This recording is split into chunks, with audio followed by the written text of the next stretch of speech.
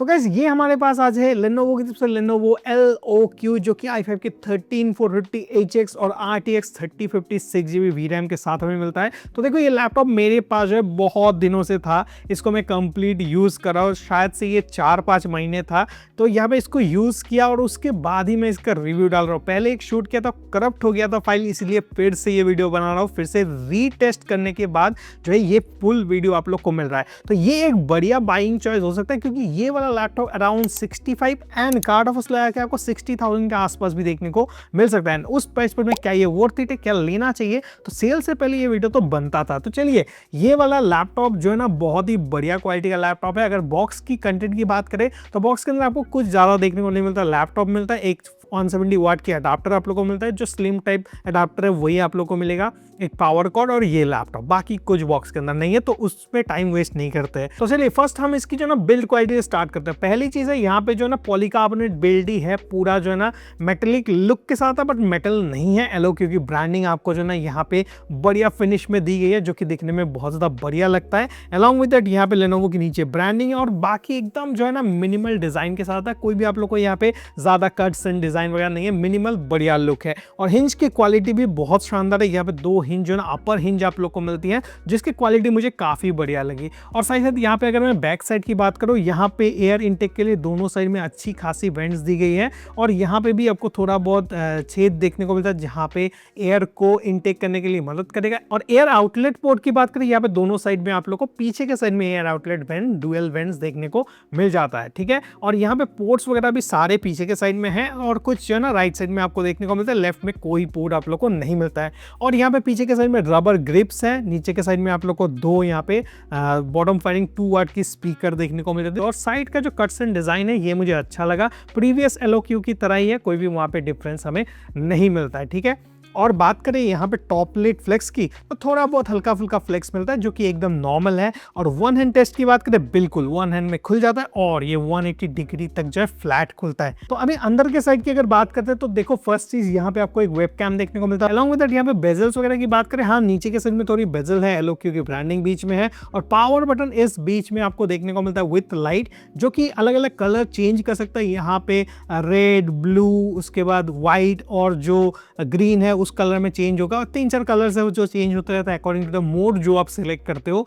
उसके बाद यहाँ जो बैकलाइट कीबोर्ड है, ये मेरे पास जो वर्जन है ये RGB बैकलाइट वाला वर्जन है। ठीक है, यहाँ पे 4 जोन RGB के साथ आता है जो कि कस्टमाइजेबल है। लेनोवो स्पेक्ट्रम का जो सॉफ्टवेयर उससे आप दो अलग अलग जोन के कलर्स को कस्टमाइज करते हो, तो एफेक्ट्स वगैरह डालना है वहां से आप डाल सकते हो। और ये जो है ना बहुत ही बढ़िया ट्रू स्ट्राइक कीबोर्ड हमें मिलता है जो कि टाइपिंग एक्सपीरियंस बढ़िया हमें दे देता है। फुल साइज है तो अगर आप लोग यहाँ पे टैली वगैरह भी यूज करो तब भी आप यूज कर पाओगे। और एरो की इसकी प्लेसमेंट जो है ना बहुत शानदार होती है लेनोवो की, मैं हमेशा इसका तारीफ करता हूँ। ठीक है, यहाँ पे आपको इंटेल और एनवीडिया की स्टिकर मिलेगी, लेनोवो की ब्रांडिंग है। एक ट्रैक पैड जो है ना छोटे साइज का ट्रैक पैड ही है, उतना बड़ा मैं नहीं कहूँगा बट डिसेंट है, पूरा स्मूथ है। आप चाहे तो गेस्टर्स वगैरह सब कुछ यहाँ पे इजीली यूज कर सकते हो। उसके बाद फर्स्ट यहाँ पे CPU की अगर बात करते हैं, CPU यहाँ पे इंटेल i5 की 13450HX हमें मिलती है जो कि पहले बता दिया था आपको। 10 कोर 16 थ्रेड का प्रोसेसर है। यहाँ पे 20 MB की L3 कैश आप लोग को मिलती है। और मेमोरी की बात करें, यहाँ पे 16 GB की आप लोग को DDR5 की रैम देखने को मिलती है। 4800 मेगा ट्रांसफर की एक ही स्लॉट है, मतलब सिंगल चैनल्ड है।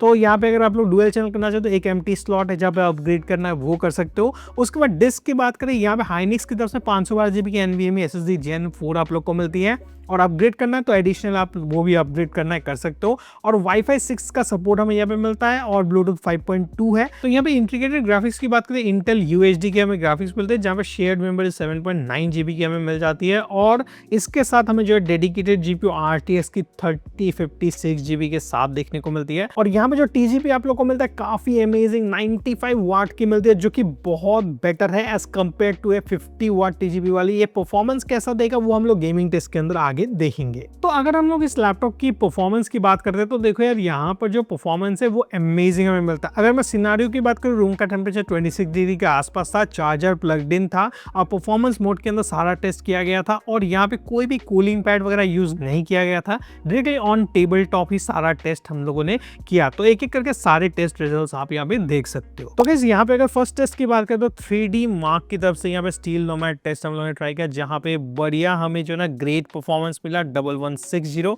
अगर मैं यहाँ पे 3D मार्क की जो 16 वे की स्कोर की बात करें, यहाँ पे 27333 मिला जो कि गुड है। उसके बाद स्टोरेज बेंच स्कोर जो है ना 3D मार्क की तरफ से वहाँ पे 2225 मिला, जहाँ पे लोड गेम, रिकॉर्ड गेम्स, उसके बाद सेव गेम, मूव गेम करने में कितना टाइम लगता है ये आप देख सकते हो। तो यहाँ पे हम लोगों ने डिस्प्ले टेस्ट भी किया, जहाँ पे आप लोग देख सकते हो स्पाइडर एक्स प्रो से मैंने इसको टेस्ट किया तो 100% 7GB का डिस्प्ले है, तो ये चीज बढ़िया है। नेक्स्ट मैंने यहाँ पे प्यूजेट बेंच का स्कोर भी हम लोगों ने ट्राई किया, जहाँ पे प्रीमियर प्रो का स्कोर आप देख पा रहे हो 5707 मिला, जो कि एक अच्छी स्कोर है। अलॉन्ग विद दैट यहाँ पे प्यूजेट बेंच का जो फोटोशॉप का स्कोर है वो 5260 हमें मिला। देन 3D मार्क की तरफ से जो स्टील नोमैड है वो भी ट्राई किया, जहाँ पे हमें स्कोर 5788 मिला। ग्राफिक टेस्ट के अंदर 42.88 FPS। Then time spy score भी ट्राई किया, जहाँ पे 6223 हमें मिला, और ग्राफिक स्कोर और CPU स्कोर आप पॉज करके देख सकते हो। उसके बाद PC मार्क 10 की बात करें, यहाँ पे जो ओवरऑल स्कोर मिला 6000 से ज्यादा हमें मिला, जो कि एक बहुत बढ़िया मल्टीटास्किंग अगर करते हो तो कोई भी दिक्कत आपको नहीं आएगा।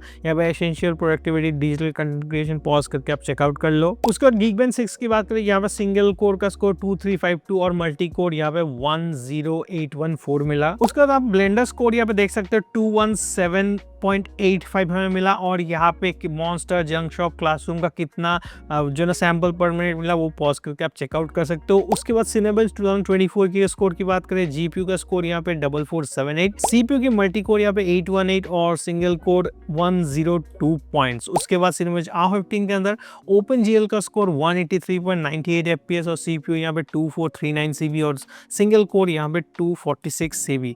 एंड देन Cinebench R23 का स्कोर आप देखो 16000 से भी ज्यादा हमें मिला, 16831 टू बी प्रिसाइज, जो कि एक बहुत ही बढ़िया स्कोर होता है। सिंगल कोर के अंदर 1713 हमें मिला। उसके बाद यहाँ पे क्रिस्टल डिस्क मार्क की अगर बात करते हैं तो यहाँ पे आप पॉज करके रिजल्ट देखो, रीड राइट स्पीड आपको कितना मिल रहा है। तो गेमिंग टेस्ट की बात करें, फर्स्ट गेम जो है ब्लैक मिथ वुकोंग ट्राई किया, मीडियम प्रीसेट था, DLSS यहाँ पे ऑन कर दिया था, 1080p का प्रीसेट था, और यहाँ पे FPS 63 ऑन एवरेज हमें देखने को मिला।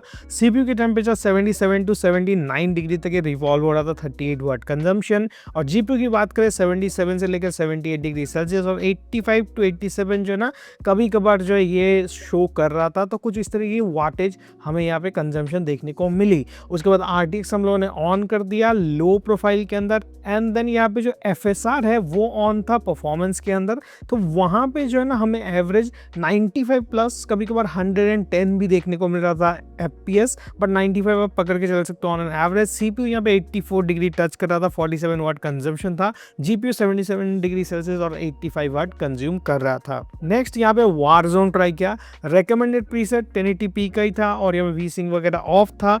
FPS 95 plus on an average, CPU की टेम्परेचर वही 83 से लेकर 85 तक रिवॉल्व करता है, क्योंकि थोड़ा यहाँ पे CPU इंटेंसिव है तो ज़्यादा CPU पे लोड गिरता है, बट स्टिल ये 90 भी टच नहीं किया, 85 मैक्स गया था, और 49 वाट यहाँ पे कंजम्पशन हो रहा था। GPU की बात करें 79 टू 80 कभी कभार टच किया था एक बार, और जो ना 79 वाट कंजम्पशन था, कोई भी लैग स्टटर इस गेम के अंदर नहीं लगा। देन हम लोगों ने रेकमेंडेड DLSS को ऑन कर दिया, तो ऑन एन एवरेज जो है ना यहाँ पे 100 प्लस बार बार अप डाउन हो गए, आप पकड़ के चल सकते हो 90 ऑन एन एवरेज हमें मिल रहा था, तो उतना ज़्यादा डिफरेंस हमें नहीं लगा अगर रेकमेंडेड 1080p नॉर्मल और DLSS की बात करें। और टेम्परेचर वो सिमिलर था, कोई भी वहाँ पे डिफरेंस हमें नहीं मिला ऑन टेम्परेचर्स। उसके बाद GTA 5 की बात करते हैं, GTA 5 हम लोगों ने हाई प्रीसेट के अंदर ट्राई किया, जहाँ पे 1920x1080p का प्रीसेट, एवरेज FPS में 110 प्लस मिल रहा था। CPU की टेम्परेचर 77 डिग्री सेल्सियस मैक्स और 39 वाट तक यहाँ पे मैक्सिमम कंजम्पशन होते हुए दिखा। GPU की बात करें 76 डिग्री सेल्सियस और 86 वाट यहाँ पे कंजम्पशन हो रहा था। देन यहाँ पे RTX ऑन जो हाई RT प्रोफाइल है ना प्रीसेट, उसी में ट्राई किया था, जहाँ पे FPS 90 प्लस ऑन एवरेज मिल रहा था, 77 डिग्री सेल्सियस और 35 टू 38 वाट यहाँ पे कंजम्पशन था। GPU की बात करें 78 डिग्री सेल्सियस और 87 वाट कंज्यूम हो रहा था। तो बढ़िया, आप जो है यहाँ पे रे ट्रेसिंग में गेम खेलो, एकदम स्मूथ गेम प्ले ये करवा के देता है। नेक्स्ट एक लेटेस्ट गेम है, ब्रांड न्यू गेम, अभी तक वो रिलीज नहीं हुआ, बट ओपन बीटा में मुझे मिला था टू ट्राई, तो आई हैव ट्राइड बैटलफील्ड 6, जहाँ पे बैलेंस प्रीसेट के अंदर जो क्वालिटी मीडियम रखा था, 920x1080p का preset, FPS 68 plus on average to 70 FPS हमें देखने को मिल रहा था। तो देखो बहुत ही बढ़िया गेम प्ले लगा, मल्टी प्लेयर मोड के अंदर। बहुत ही फन टू प्ले गेम है, मस्त एकदम हाई पेस गेम। अगर आप खेलना चाहते हो तो ये ट्राई करना। CPU हालांकि यहाँ पे 85 डिग्री तक ये टच कर जाता है कभी कभार, और 46 वाट कंजम्पशन होता है। और GPU की बात करें यहाँ पे 81 डिग्री सेल्सियस और 78 वाट से लेकर 80 वाट यहाँ पे TGP कंजम्पशन हो जाता है, जो काफी बढ़िया है। मुझे ये गेम खेल के बहुत ज्यादा बढ़िया लगा। कोई भी लैग स्टार्टर हालांकि इस गेम के अंदर फेस करने को नहीं मिला इस सेटिंग के अंदर। नेक्स्ट देखो सबका प्यारा गेम जो है वैलोरेंट। यहाँ पे हाई 1920x1080p का प्रीसेट था। FPS 330 प्लस उन्हें एवरेज मिल रहा था, कभी कभार उससे ज्यादा भी मिल रहा था। CPU के टेम्परेचर यहाँ पे 87 तक जो ना मैक्स टच किया था। 50 वाट से लेकर 54 वाट तक यहाँ पे कंजम्पशन होते हुए दिखा, जो कि बहुत बढ़िया है। अलॉन्ग विद ये ज्यादा CPU सेंट्रिक गेम है तो CPU पे लोड गिरता है। और GPU की बात करें 75 डिग्री सेल्सियस और 60 से लेकर 63 वाट तक यहाँ पे कंज्यूम हो रहा था। उसके बाद God of war Ragnarok try किया, जहां पे जो है ना हम लोगों ने DLSS बैलेंस के अंदर रखा था और AMD फ्रेम जनरेशन जो है ना वो ऑन था और हाई प्रीसेट था, तो वहां पे हमें FPS 120 प्लस एवरेज मिल रहा था। और CPU के टेम्परेचर 85 टू 90 डिग्री टच कर रहा था और 43 वाट यहाँ पे कंजम्पशन था। तो बहुत ही हैवी गेम है, खेल के भी मजा आता है। लैग स्टार्टर हालांकि यहाँ पे भी मुझे देखने को नहीं मिला। GPU की बात करें तो यहाँ पे 83 डिग्री सेल्सियस हमें देखने को मिला और 81 वाट कंजम्पशन था। और गेम्स खेलते वक्त ना यहाँ पे जो CPU सेंट्रिक और GPU सेंट्रिक गेम ज़्यादा होते हैं, वहाँ पे हम लोगों ने कीबोर्ड का टेम्परेचर टेस्ट किया था, तो वहाँ पे कीबोर्ड का जो सेक्शन है बीच का वो 36 कभी कभार 36.5 डिग्री सेल्सियस तक जो है ना वो जा रहा था। तो वो जगह थोड़ा गर्म होता है जब आप गेम प्ले करोगे। अगर कीबोर्ड से करते हो तो कोई इशू नहीं है, बट आपका लैपटॉप थोड़ा हीट अप होता है। मेक श्योर करना कि कुछ जो है ना कूलिंग पैड या फिर कूलिंग स्टैंड यूज करें, ताकि आप बढ़िया तरीके से गेम प्ले कर पाओ, कोई भी आपको इशू नहीं आएगा। तो ये चीज बताना था, मैंने बता दिया। नेक्स्ट मैंने यहाँ पे जो ना AMD को ऑफ रख दिया फ्रेम जनरेशन को, और उसके बाद ट्राई किया यहाँ पे FPS। तब मुझे यहाँ पे कम देखने को मिला था 80 टू 85 कभी कभार, और कुछ एक्शन मोड के अंदर कभी कभार वो ड्रॉप होकर 75 तक जा रहा था, और बाकी टाइम में ऑन एवरेज वो मेंटेन रख रहा था 80 टू 85 के बीच में। CPU की बात करें वो फिर से 81 to 85 degree Celsius 37 watt consumption था। GPU 84 डिग्री सेल्सियस और 90 वाट कंज्यूम हो रहा था, जो कि एक बहुत बढ़िया चीज है कि 90 वाट पूरा यूज यहाँ पे हो रहा था। नेक्स्ट मैंने रेड डेड रिडेम्पशन 2 भी ट्राई किया। यहाँ पे जो प्रीसेट था मैक्सिमम क्वालिटी का जो फेवर क्वालिटी होता है वो सिलेक्ट किया था। DLSS था ऑफ। FPS हमें 47 टू 50 FPS ऑन एवरेज मिल रहा था। और CPU यहाँ पे 76 टू 77 डिग्री सेल्सियस के आसपास और 31 वाट यहाँ पे कंजम्पशन हो रहा था। GPU की बात करें 79 टू 80 डिग्री सेल्सियस और 90 वाट यहाँ पे कंज्यूम हो रहा था। उसके बाद यहाँ पे जो है ना 1920x1080p का प्रीसेट था, सेम सारा चीज था, बट DLSS को हम लोगों ने भी ऑन करके बैलेंस के अंदर रखा। तो FPS यहाँ पे हमें जो ना हाई देखने को मिला 58 to 60 FPS on average. CPU वही 77 to 80 degree Celsius 33 watt consumption था, और GPU 79 डिग्री सेल्सियस और 90 वाट यहाँ पे कंज्यूम हो रहा था। That's a good thing. उसके बाद नेक्स्ट जो है ना वो किलिंग फ्लोर 3 हम लोगों ने ट्राई किया, जहाँ पे 1920x1080p का प्रीसेट है। लो सेटिंग्स के अंदर ये चला पाया, DLSS को भी ऑन कर दिया था बैलेंस के अंदर, देन ये चल पाया। और FPS तब जाके 100 एवरेज मिल रहा था। ये भी एक अच्छा गेम है, अगर आप डूम टाइप की गेम खेलना पसंद करते हो तो ये पसंद आएगा आपको। CPU के टेम्परेचर 83 टू 81 डिग्री सेल्सियस के आसपास यहाँ पे रिवॉल्व हो रहा था। 41 वाट कंजम्पशन था। और GPU यहाँ पे 81 टू 83 डिग्री सेल्सियस के आसपास और 84 वाट कंजम्पशन था। तो ये जो है ना GPU CPU दोनों को यूटिलाइज करता है। हैवी गेम है, लो के अंदर ही बहुत ज़्यादा इम्पैक्ट देता है, but still it can handle, जो कि एक अच्छी चीज़ है। तो नेक्स्ट जो है ना साइबरपंक हम लोगों ने ट्राई किया। DLSS बैलेंस के अंदर रखा। फ्रेम जनरेशन AMD FSR जो था वो ऑन था, और यहाँ पे RTX ऑफ था। तो एवरेज FPS हमें 70 से लेकर 75 FPS ऑन एवरेज मिल रहा था। देन हम लोगों ने जो ना RTX लो कर दिया, DLSS ऑन था।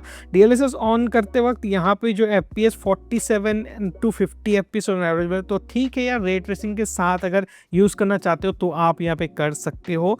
और अलॉन्ग विद दैट यहाँ पर जो है ना CPU के टेम्परेचर भी 76 डिग्री के आसपास दोनों CPU GPU में मेंटेन था। CPU की वाटेज की बात करें 30 वाट कंजम्पशन था, और GPU की वाटेज यहाँ पे 89 वाट तक कंज्यूम हो रहा था। तो ये साइबरपंक में अलग अलग सेटिंग से चला के देख सकते हो, बट अच्छी खासी गेम प्ले, कुछ भी लैग स्टार्टर इसके अंदर भी हमें नहीं मिला। तो नेक्स्ट जो गेम है ये स्पाइडरमैन माइल्स मोरालेस है। 1920x1080p हाई प्रीसेट था। FPS 80 टू 100 FPS, बहुत ज़्यादा फ्लक्चुएशन था यहाँ पे, ठीक है।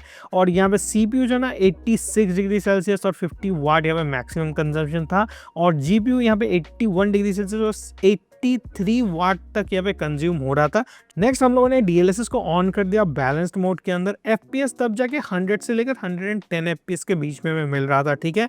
RTX को मैंने देन ऑन किया तो RTX ऑन, DLSS ऑन था बैलेंस के अंदर, तो यहाँ पे हमें FPS बहुत कम मिल रहा था, 25 to 30 FPS के बीच में ये रिवॉल्व हो रहा था। उसके बाद यहाँ पे वीडियो एडिटिंग की बात करें तो देखो यार, यहाँ मैंने प्रीमियर प्रो के अंदर जो है एक 4K का टाइमलाइन मैंने सेट किया था। यहाँ पे डुअल लेयर फाइल्स था, अलॉन्ग विद दैट यहाँ पे जो एडजस्टमेंट लेयर था उसके अंदर बहुत सारी इफेक्ट्स वगैरह ऐड किया गया था। एंड देन यहाँ पे ऑडियो लेयर भी था, उसको जो है ना हम लोगों ने रेंडर किया। लगभग 5 मिनट का क्लिप था, 8 मिनट कुछ लगभग सेकंड से यहाँ पे लगा to render in 4K।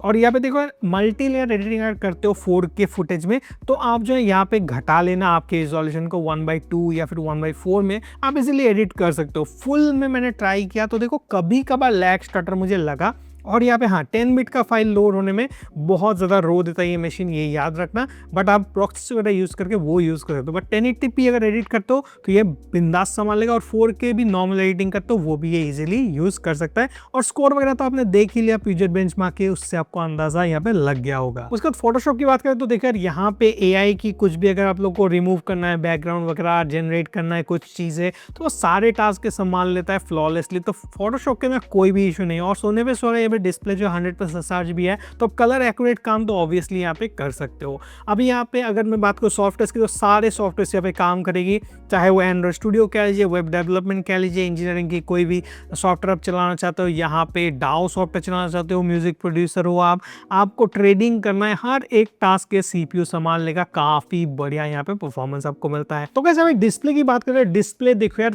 Full size आप लोग को 15.6 इंच के स्टैंडर्ड डिस्प्ले देखने को यहाँ पे मिल जाती है। जो डिस्प्ले यहाँ पे यूज किया गया IPS पैनल है, 15.6 इंच साइज में 100% sRGB के साथ एक लाजवाब डिस्प्ले आपको मिलता है। 16:10 के एस्पेक्ट रेशियो के साथ ये आता है। और यहाँ पे जो है ना आपको जो कलर एक्यूरेसी देखने को मिलता है, चाहे आप मूवीज देख लो, कंटेंट कंजम्पशन करो, या फिर आपको यहाँ पे जो है ना कलर एक्यूरेट कुछ भी प्रोजेक्ट वगैरह में काम करना हो, तो ये डिस्प्ले शानदार परफॉर्मेंस आपको देगा। 140 Hz रिफ्रेश रेट के साथ है, तो गेमिंग भी आप यहाँ पे मजेदार तरीके से एंजॉय कर सकते हो। तो ये डिस्प्ले कोई दिक्कत आपको नहीं देने वाला है। अलॉन्ग विद दैट यहाँ पे जो ना मक्स स्विच का सपोर्ट है, तो यहाँ पे DGPU के साथ कनेक्टेड हो जाता है। यहाँ पे जो RTX की 3056 GB है उसके साथ डिस्प्ले कनेक्ट हो जाता है। यहाँ पे जब आप गेमिंग टेस्ट के अंदर देखोगे, गेम्स वगैरह खेलोगे, तो आपको रियलाइज होगा। और ये वाला एक जो है ना वीडियो आप खुद देख पा रहे हो स्क्रीन के अंदर, जो कि यहाँ पे एक है 45% NTSC, एक है 72% NTSC का, तो ये दोनों का आप जो रिजल्ट देख सकते हो। यहाँ पे जो है ना मैंने रन किया था, जो मेरे पास यहाँ पे डेटा कलर की तरफ से जो SpiderX है उस पे 98% sRGB आया, बट ये 100% नहीं होता है, कभी कभी लाइटिंग इफेक्ट के कारण थोड़ा ऊपर नीचे होता है, बट 100% के आसपास का यहाँ पे आपको बढ़िया डिस्प्ले मिलता है। 300 nits की ब्राइटनेस है, तो आपको जो ना विजिबिलिटी रिलेटेड कोई भी इशू नहीं आएगा। और एक चीज़ है, ये एंटी ग्लेयर पैनल है, तो आप देख पा रहे हो यहाँ पे एंटी ग्लेयर का रिफ्लेक्शन आपको यहाँ पे दिखाई दे रहा है। और यहाँ पे 180 डिग्री के फ्लैट हिंज के साथ है, तो किसी भी एंगल से विजिबिलिटी इशू आती है तो उसको आप टिल्ट करके easily according to your preference आप देख सकते हो। उसके बाद वेबकैम की बात करें, यहाँ पे एक वेबकैम आपको मिलता है। यहाँ पे फिजिकल कोई बटन नहीं है जैसा लग रहा, नहीं, इसका जो राइट साइड है यहाँ पे आपको जो फिजिकल बटन मिलता है, जो कि आप टॉगल ऑन ऑफ कर सकते हो, जो कि बहुत बढ़िया चीज है। 1080p 30 FPS यहाँ पे वीडियो शूट कर सकते हो। एक सैंपल मैंने शूट किया, आप खुद देख लीजिए, आपको अंदाजा लग जाएगा। ये वाला वीडियो जो आप लोग यहाँ पे देख पा रहे हो डायरेक्टली शूट हो रहा है फ्रॉम Lenovo LOQ, जो i5 के 13 जनरेशन की प्रोसेसर है उसके साथ आने वाली ये जो लैपटॉप है। और यहाँ पे जो माइक का ऑडियो आप लोग सुन पा रहे हो, ये भी इसी का ही जो नॉइस कैंसलेशन माइक्रोफोन है। 2 माइक्रोफोन ऊपर के साइड में आपको मिलती है, उसी का ही ऑडियो है, कोई भी अब एडिटिंग वगैरह नहीं किया गया। तो वीडियो और ऑडियो का अंदाजा आपको बिल्कुल लग गया होगा। तो कमेंट सेक्शन के अंदर बताना कैसा लगा आपको ये वेबकैम। तो स्पीकर की बात करें, यहाँ पे 2 वाट की 2 स्पीकर है दोनों साइड में, और कुछ ऐसा ऑडियो आता है, सैंपल है, सुन लीजिए।